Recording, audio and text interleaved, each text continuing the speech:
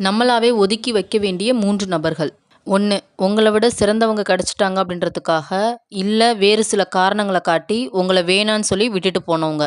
2. உங்களோட இரக்க குணத்தையோ, இல்ல உங்களோட ஏமாளித்தனத்தையோ சந்தர்ப்பம் கிடைக்கும்போது தனக்கு சாதகமா பயன்படுத்திக்கிறவங்க. 3.